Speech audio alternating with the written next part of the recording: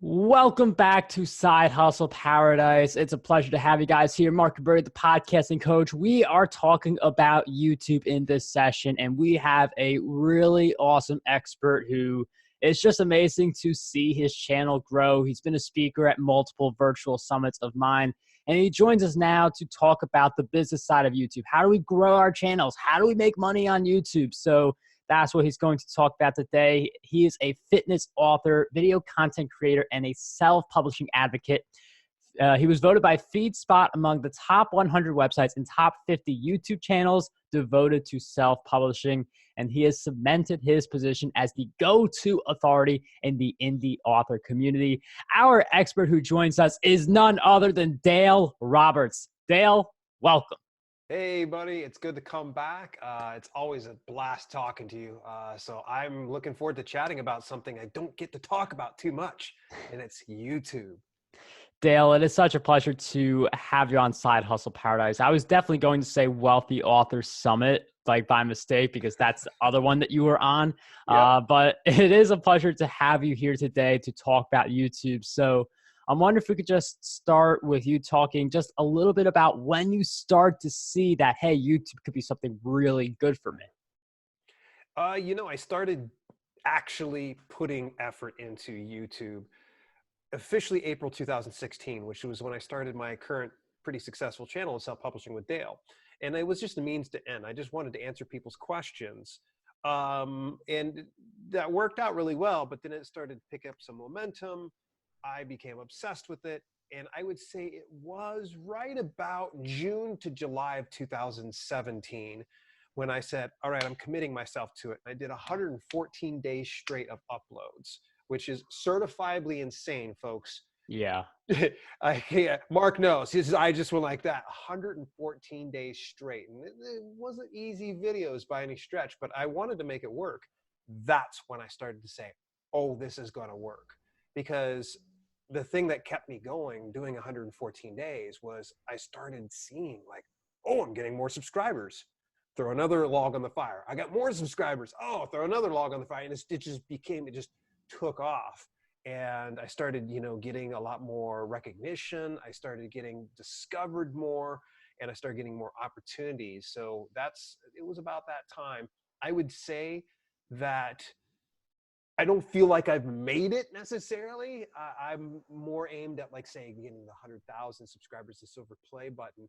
But I'll tell you that last year, this is when I said, okay, this is definitely so much more than a side hustle. And that was when I hit 10,000 subscribers. What took me almost 3 years to do, I accomplished again in 9 months. So I got up to 20,000 subscribers last year. So I hit 10,000, then hit 20,000. Now I'm just getting ready to pass 27,000 subscribers. And that's the thing with YouTube. Once you pick up momentum, 3 years to get to 10,000, 9 months to get the next 10,000. It's probably gonna be like 8 months, 7 months, 6 months. Then it just gets easier over time. It's interesting. I did not know this. You did 114 straight videos. Yes. Looking back, do you think that was super critical for you? And would you do it again, knowing what you know now? Yeah, I'd do it again. I needed to. I learned this specifically from Brian G. Johnson. Highly recommend, if you ever want to really get into YouTube, study Brian G. Brian's just fantastic. And he had something that's called the tube ritual. He has a full book about it and such, where he talks about tube ritual. Now, he doesn't necessarily say that, you should be doing a daily upload. He just said, get yourself and challenge yourself and get it to where you put out in a consistent volume. And I'm insane. And I said, I'm just going to go ahead and keep uploading every day. And there was no end in sight. I was just like, one day at a time. Let's see if I can do 7 days worth of content in one sitting, and then shoot it off, and then shoot it off. And then eventually it just kind of take over. But I would say everything that really started everything in the right direction was Brian G. Johnson's tube ritual. Would I do it again?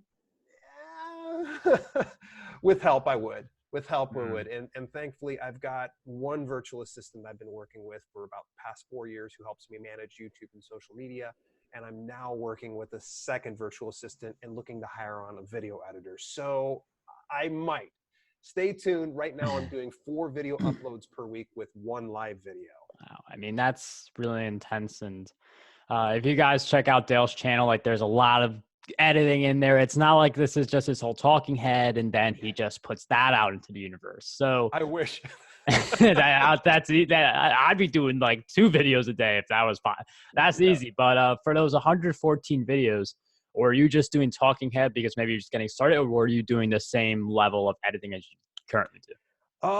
You know, I was just getting used to doing video editing back then. I was using software called Camtasia, and I used a green screen background. I was known for like these green and blue green screen backgrounds, and they were a little loud. I scripted all of my videos. I had a lot of jump cuts. I threw in some effects and things like that. So it was detailed, but in a different way. I feel like it's almost cringe level, whereas now it's more tasteful. Yeah. It's, you know, paying attention to B-roll, the background music being appropriate to what the mood is, and not jump cutting so much, because I used to jump cut a lot. It was just, I felt like, oh, I have to put a jump cut here because, and now anymore, I'm like, I don't put a jump cut in. If I'm saying something, I let the content breathe.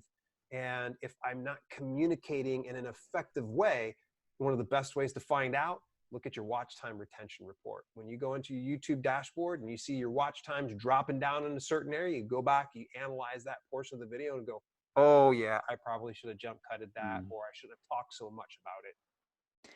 And I mean, you're really good at getting good retention rates, but you know, it's not like you're pushing out like 1-minute videos and getting like 50% retention, because that's easy. Anyone can do that. Right. But what have been some of the key things for you to get that better retention rate? You know, it's paying attention to, that's one of the nice things. Okay, going back to the 114 days of content, it's first of all, getting into a consistency and a habit and understanding patterns of your viewers watching your content and seeing what resonates with them. I had just made a really weird transition where I was doing kind of adult slapstick humor in educating people through self-publishing. But then I was like, you know what, let's ditch this. And in ditching the whole comedy shtick and going into like a more serious level, I still kind of carried over some of that cringe level, like comedy stuff. And it was going over people's heads. So I was seeing a lot of drop. So the thing that I started doing was pulling that out and taking it away. So like, if you ever see some of my old green screen videos, you hear me say, you savvy self-publisher, you, it was cringy. Like, why did I say things like that? It was so stupid. It was so contrived. And it was one of the things I think that was turning off the viewers. So when I started figuring out, okay, troubleshooting, removing certain elements and adding new things in, it was when I was able to kind of go, okay, this kind of works. So I had to kind of be a bit more self-aware and look at something a little bit more from an overhead view. And every now and then, viewers are going to tell you. Like, for instance, in a recent video, I had a viewer just completely lambast me about my background music. They're like, that background music, just get rid of it. I just want to hear you talk. I don't want to hear any background. Like, by the way, the background music is at 5%. It is really low. It tickles your ear, you know, your ears. That's about it. And she had complained about it. But the nice thing is I told her, like, hey, you know, the reason why I have music in the background is it aids in audience watch time retention. And I've even added B-rolls in, which means showing something different than my face on here. So if I'm making a point, I would put something over top of, you know, so I could probably say, you might be going to the library today, and I have a B-roll of somebody going into a library, checking out a book, rather than them just staring at my face. It gets it to where it changes things up, because the more you can kind of change up what people are seeing and what they're hearing, the more they're going to tune in and stay for longer periods of time. And that was something that I saw in your videos. You do need to have that pattern interrupt, and that's going to keep people more engaged with your content. And I mean, when you do have that growth on YouTube, the algorithm's kicking in, it's helping you get subscribers, helping you get more views, but you do have to do a lot of the video promotion to get to that point. So I'm wondering, let's say you publish a video, what does the marketing look like? Is it, I know you do email, I know you have a Facebook group. What's the whole picture? You pretty much nailed most of what I cover. I'm fortunate that I have many avenues. So let me go through each one of them individually. First of all, it's every video, and there's probably just an exception on a few of them. Every video, I make sure that I lead with my value proposition first. I almost always will go into a video and I'll tell people what they're going to expect right away. They don't care who I am. They don't care what I'm about. They just want to make sure they made it into the right video. So confirm that they made it there. I roll a bumper. Now a bumper is like flashy logo, wow, whatever it's going to be. I keep that as short as possible. Believe it or not, I used to have a bumper that was 15 seconds long. That was another thing that I started to kind of trim down until it's like actually just short of 3 seconds now is my bumper. Yeah, 15 seconds was losing people. People are like, I don't know, what is this? Like, I don't need to see this. Like, I just want him to get to the point. And you'll even notice if you watch your graphs and how it's people are watching, you'll see a pattern. It'll kind of have like the big drop off, and kind of like a hockey stick. And if you see it go bump, that means that someone went skip. They were just kind of fast forwarding through your content. So if you're seeing people skip, that means you probably should pull the stuff out. So where was I? I'm sorry. I kind of rabbit trailed here on you. We were just talking about the different ways you're promoting your videos. So how I'm promoting the videos is at the very beginning, value proposition, okay? So right after that bumper, you're going to end up saying something like this. And by the way, folks, you don't have to use it like this, but this is something I've learned from the greats like Nick Nemeth, Daryl Eves, Brian G. Johnson, Roberto Blake. You pay attention to any bigger names on YouTube. They're going to typically come in and introduce who they are. So I say, hey, I'm Dale L. Roberts, a best-selling author, as well as a self-publishing advocate who wants to show you how to publish books that sell. And if you want that too, make sure you hit the subscribe button and turn that bell notification on and click it to all so that way you don't miss a single one of these videos. You notice I didn't go, hey, how's it going, everybody? Subscribe, if you want, like, see my videos. No one wants to subscribe to see your videos. But if you can tell them what's in it for them, that is so important that you mention the bell notification icon, because that way they get the notifications when you do shoot off a video. So that is probably one of the things that really helps me out tremendously. Now, I don't remember the percentage of people that have their bells turned on. It's not 100%. I do know that, but the nice thing is when those people are notified, that's my notification squad. They'll come in and they really help pour jet fuel on the fire and get it to where YouTube goes, okay, we know who to serve this to. And then they'll start to recommend it to other people. Suggested video traffic makes up nearly 30% of my traffic. And that's actually the highest form of traffic right now. Suggested. A lot of people focus on search, and search is great. Suggested's where like you should be going for, because when YouTube suggests your content, you got it made in the shade, baby. So I've got that. The next one's going to be your community tab. Now, if you're new to YouTube, you probably don't have a community tab. You don't get that until you're monetized in the YouTube Partner Program. But that's a great way to do it.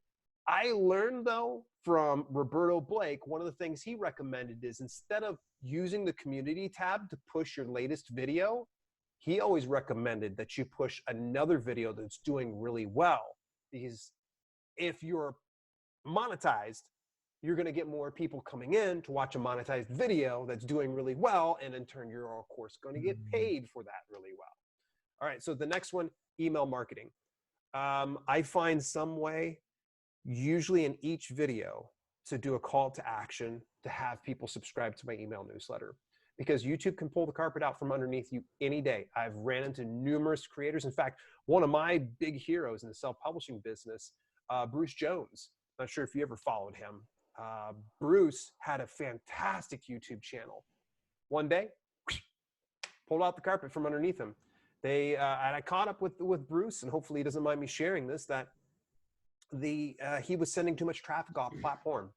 He was sending way too many people through a link to like one of his websites, and they didn't like it. They came in, they warned him. The very next day, they just shut his account down. And he tried to appeal. They wouldn't give it back to him. He said, forget it. He just went ahead and moved on. This is funny because this guy had thousands upon thousands of subscribers, someone I genuinely looked up to. So email list is going to be the biggest thing. They're going to be your second notification squad. Might I recommend that if you notify people on YouTube, spread out your email notifications. So allow YouTube to push your video first, and maybe a few hours later, maybe the next day later, let people know by email, because they might get nudged on YouTube. All right. And they're like, they're too busy with life. They scroll through, I'll go ahead and take a look at it later. Say the next day, it could be a gentle reminder to them to go back and watch that video. And they'll go back in there and support it that way. Next one's going to be social media. And social media, my favorite areas are Twitter, Facebook groups. Facebook groups, don't rest on that one. And help me out here. Instagram can be very helpful. And one that I didn't mention, and this is something that you won't get until you're at 10,000 subscribers on YouTube, and it's stories. Stories is also another great feature. Beyond that, though, I really try not to hit all of them all the time. So there's going to be some videos that I won't promote heavily. I'll just rely on notifications. And then there's other ones that it's what's called a hero video. The one that you put a lot of time into. The one that just, you might take 2 hours on a normal video, but this particular video took you 8 hours to put together, lots of research. I'm going to probably promote the heck out of that. So I've got a hero video rolling out this week that I would say I put easily, by the time it's all said and done, about 6 to 8 hours into it. Wow. So I'm going to probably push that one. Whereas there's going to be one that's going to roll out tomorrow, the day after tomorrow, that I'm going to give it a light amount of pushing, but it's not going to be too big because it only took me about an hour to 2 hours to put together.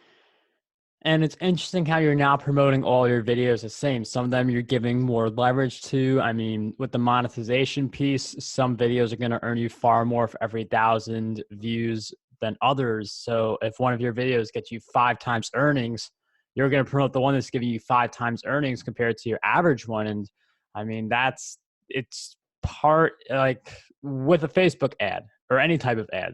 You're not just throwing out a bunch of ads and letting them all stick. You're going to turn off the ones that aren't working, and you're going to put more of your ad spend in the ones that are working the most. So it has a similar mentality. I know, Dale, you mentioned the email list. Great, because social networks can take it down at any time.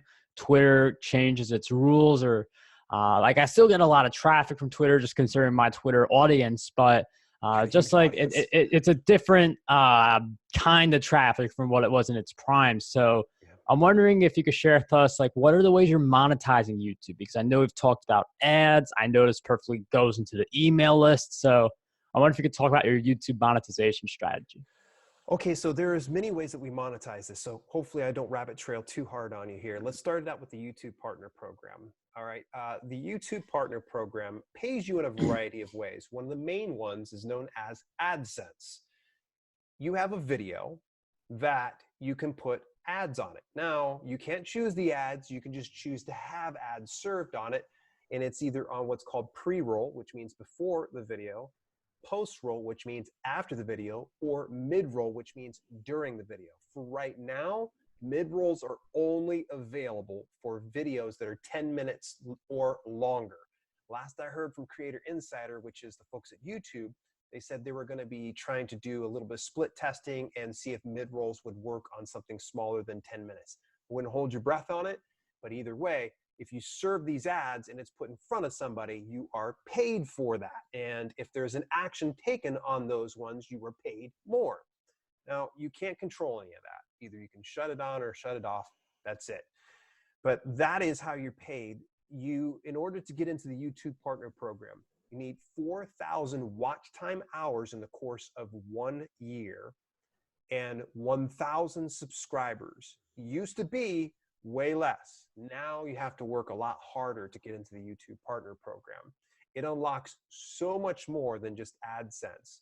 You're able to do associated websites and link off, which will probably confuse everybody after I just said Bruce Jones got his account shut down because he had, things. Yeah. Trust me, I'm just as confused as you folks are. You're allowed to do different types of in-screen elements. You also get some really cool things. So when you go up a little bit higher in your YouTube subscriber stuff, for instance, I got what's called memberships. So people can actually subscribe on a paid tier, and I give them certain perks in exchange for what they're paying. Think of it like Patreon for YouTube.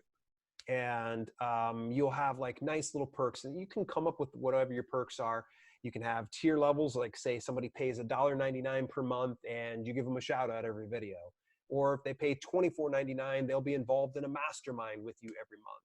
Something like that. So channel memberships, and the other one's called merchandise. It actually integrates with Teespring, and you can have things like stickers, hats, t-shirts, mugs, towels, things like that. It's everything under the sun. And the nice thing is it'll actually put your merch shelf right below every one of your videos so people can buy it.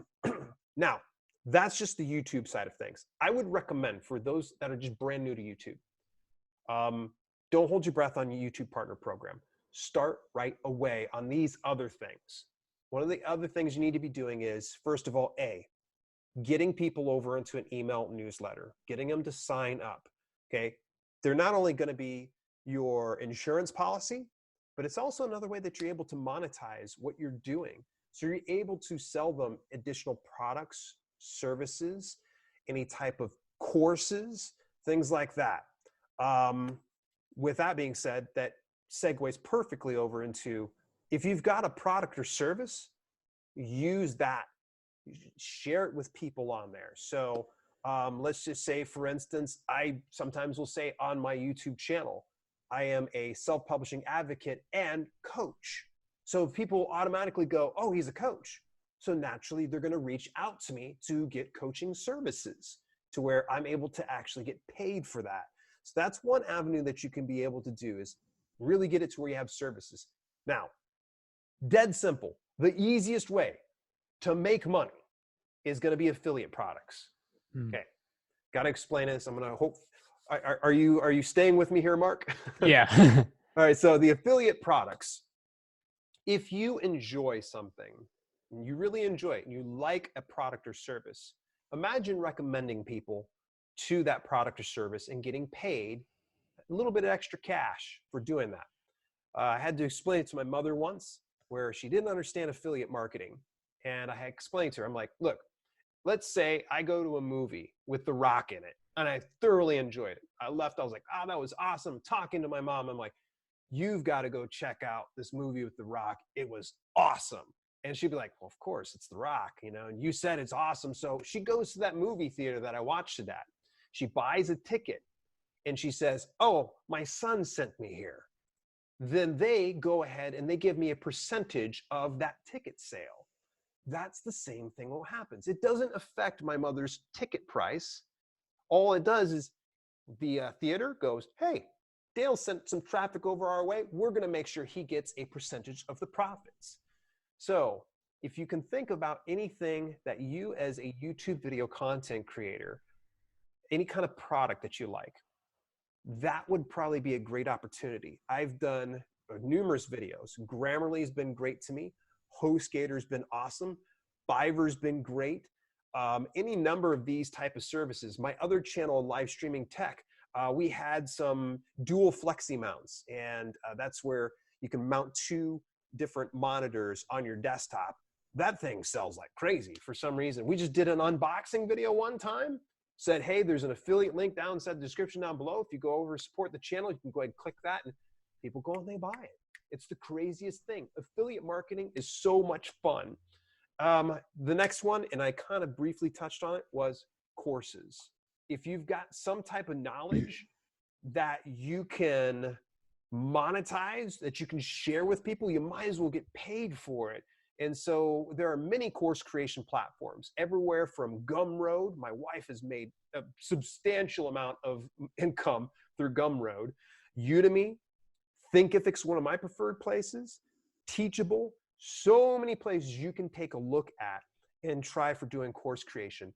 Don't overthink it though. I would recommend, if you do a course, I see too many people that get hung up on trying to do like a course for 2 years. I'm like, just do it. Just get it done, put it out. One of the things I did, the funny part is, and it's time for me to share with you, when it came to releasing my first course over 2 years ago, I didn't even have it done. All I did was I had a sketch put together of what it was. I did about half a dozen videos all together, and I sketched out the rest of it, and I sold people on the promise. They came in on a beta level. They paid for my pro plan membership through Thinkific. And at that point, I finished the rest of the course as soon as they got in. That way they had everything. So I had the proof of concept, and I was also paid for my time. So you can see how courses are fantastic. I've already said merchandise, but you can also do merchandise in other avenues, like Merch by Amazon has one, Zazzle, Spreadshirt. A lot of these platforms don't charge you a thing. All you got to do is just come with your specific design. So for instance, I'm sure that this is one done by Lewis House. You might be wearing one that's one of your own as well. Yeah. So merchandise, don't rest on this one. I know big YouTuber, his name's Derek Murphy. He's big inside the self-publishing space. He'd actually complimented me on, he was like, I should have done merchandise way long ago. He's like, that's brilliant. Why didn't I ever think about that? I'm like, you didn't? I'm like, dude, you've been around this space way longer than me. So merchandise is definitely a way to go. And last but not least is there are other premium options when it comes to video content. So for instance, a place like Amazon Prime Video Direct is a very great place you can take and put your same video content that maybe you've done on YouTube, and they will pay you per streamed hour. So, and there's no partner program. You don't need to worry about qualifying. You can just put the content up, and as long as people are consuming it, you'll get paid for it. I mean, there's definitely a lot of ways to monetize on YouTube. I feel like you gave us such a comprehensive list. Affiliate marketing is definitely going to be one that can really work for a lot of people, especially since you don't have to have the product up. You can do a seed launch style training course, which is what Dale describes, where you only do some of the content. You do the rest of it when you get your first payment, which is the way it should be. Because if you don't make money from the course, you wasted all that time creating the videos. That could have been YouTube videos. For people who they just feel like their channel is stuck or not gaining enough momentum, what was the biggest thing that you feel like you did that helped you propel? You got to be flexible and coachable. And self-awareness is so important when it comes to this. I'll tell you this, that YouTube isn't this, okay? YouTube's not this, all right? When it comes to your growth, it's this. And this goes from everybody like smaller creators that are at 1,000 subscribers to larger creators like PewDiePie at 100 million plus. There's never a constant. There's always an ebb and flow to this business. And I know you and I were kind of discussing that just before we got on here, talking about that. So if you ever find that you're stuck, there's a good reason for it. You got to probably take a step back, and you got to analyze the videos that you're putting out. Focus on the ones that are crushing it, because there's a reason why that specific video is doing better than the other ones. I always go in, I try to watch the video, figure out where there's a drop off, kind of troubleshoot and, brainstorm some ideas on how it could have gone better, and then try to double down on that specific concept. Then I go back to the ones that were stinkers. Like, the ones that you'll put out and it's like 3 views overnight and you're like, oh my gosh, this is an amazing video. Why is nobody watching it? You got to go back in, you got to figure it out. I'm going to say this, that if it's not taking off as well as you think it will or would, you got to focus on 2 main things. All right. The 2 main things are the barrier of entry is your thumbnail and your title. Thumbnail and title are king. Even the folks that actually program the YouTube algorithm said that in a Creator Insider video. I think his name's Todd. Todd said, you want to get more viewers, improve your thumbnail, improve your title. The next thing is you got to have watchable content. People have to watch. And the best way to know that you got watchable content, look at each one of the videos and see what your retention's like. If you've got a 10-minute video and people are staying there for a minute, something's wrong at a minute long. Figure out why they're dropping off. Are you boring them? Did you say something polarizing? Was it, did you have the wrong type of content? Because you may have gave them a thumbnail, looked great, the title seemed awesome. They started watching it, and a minute in, they're like, this has nothing to do with what they said they were going to give me. And they're going to go ahead and deuce out. So that's what you need to do. Self-awareness is key. I'll tell you this, I am not perfect at this game. And I always And I keep going back and I look in there and I figure out how can I better make my videos? Because again, it's always doing this.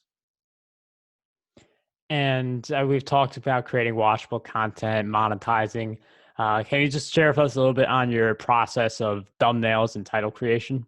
Oh man, this is a fun one. Now, when it comes to thumbnails, it's probably my most favorite part of doing everything. I'm not sure if you're familiar, but actually I do all of my own thumbnails. I honestly, it started out really, those thumbnails look awful. They look awful when I first started. Like, I don't know, I originally didn't have my face on them. I was using some stock photo type stuff, and no surprise why no one was coming to my channel. Um, then I reached out to Nick Nemen. He has a company called Tuber Tools. And I plunked down, I would say easily $250, $300. And he did a channel-wide branding. Like I sent him in pictures of myself. I gave him some ideas for branding colors. And his staff came back. They loaded me up with better channel art, better profile picture. He gave me transitional elements that I would do inside the videos. That really, really, really helped out. Bear with me here just a second now as I gather my ideas here. No worries. What was the question again? I'm sorry. Just creating better titles and thumbnails. So the thumbnails came through Tuber Tools. I just evolved them over the past few years. They look good that he originally gave me, but it didn't look like me.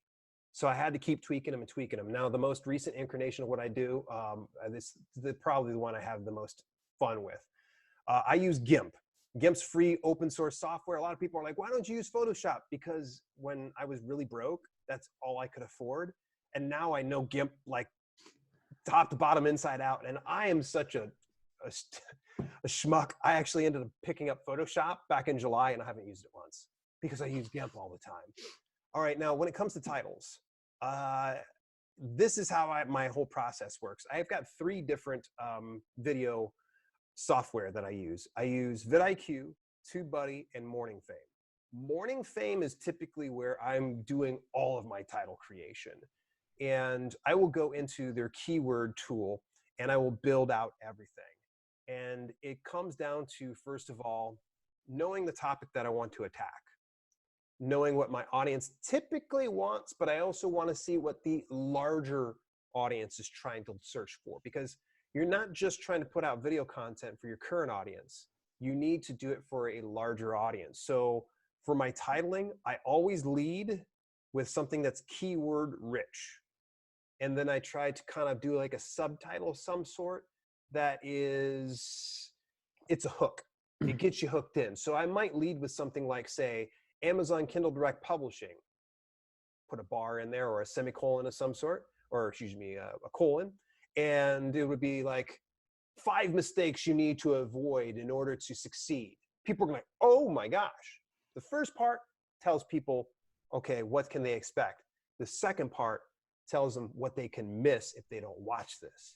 So that's one of my favorite ways to actually title some of my videos. Dale, I love that titling strategy. And I mean, all the stuff you share was super spot on. You can see it in action on Dale's channel. We did a collaboration, so I was able to really see how this guy works. So, I mean, his YouTube projections are just incredible. And if you guys want to follow Dale, I do recommend his YouTube. Where else would we go to keep following your work? Selfpublishingwithdale.com. That's the easiest way to go. Perfect.